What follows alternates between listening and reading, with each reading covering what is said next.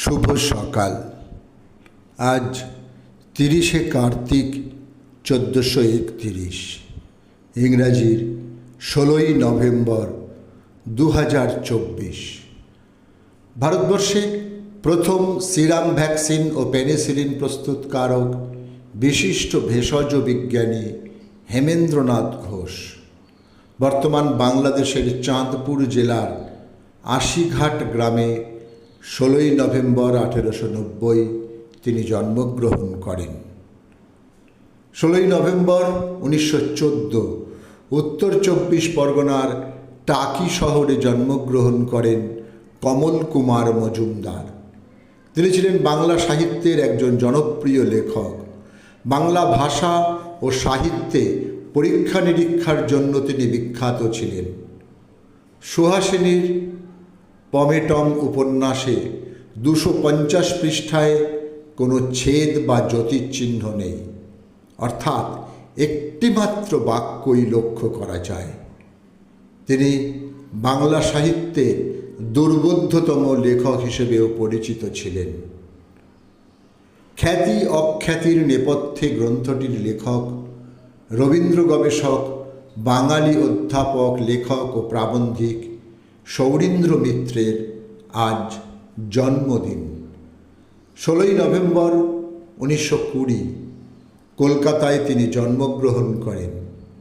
খ্যাতি অখ্যাতির নেপথ্যে গ্রন্থের জন্য কলকাতার টেগর রিসার্চ ইনস্টিটিউট তাঁকে প্রাণতোষ ঘটক পুরস্কারে সম্মানিত করে এবং দিল্লি বিশ্ববিদ্যালয় থেকে নরসিংহ দাস পুরস্কার অর্জন করেন তিনি। ভারতবর্ষের মহারাষ্ট্রে সাতারা জেলায় জন্মগ্রহণ করেন শ্রীরাম লাগু।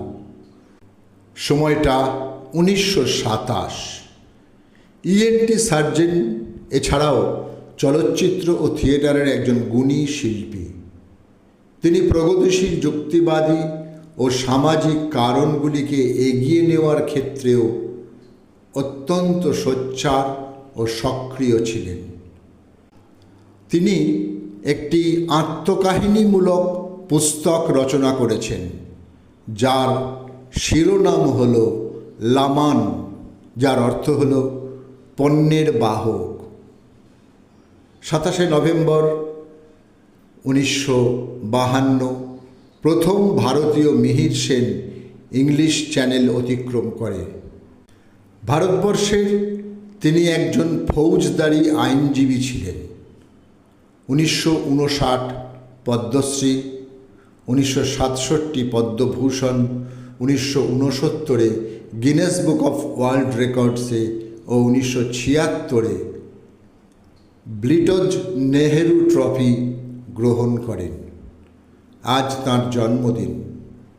16ই নভেম্বর 1930 পুরুলিয়ার মানভূমে তিনি জন্মগ্রহণ করেছিলেন। একজন ভারতীয় ব্যবসায়ী, মিডিয়া উদ্যোক্তা ও চলচ্চিত্র প্রযোজক রামজি রাওয়ের আজ জন্মদিন। 16ই নভেম্বর 1936 পেদাপারুপুজিতে বর্তমান অন্ধ্রপ্রদেশে তিনি জন্মগ্রহণ করেন। ভারতবর্ষ তথা বিশ্বের সর্ববৃহৎ চলচ্চিত্র তৈরির ক্ষেত্র রামজি ফিল্ম সিটির তিনিই ছিলেন প্রধান উদ্যোক্তা। 2016 সালে তিনি পদ্মভূষণ সম্মানে সম্মানিত হন। সকলকেই আমার আনত প্রণাম।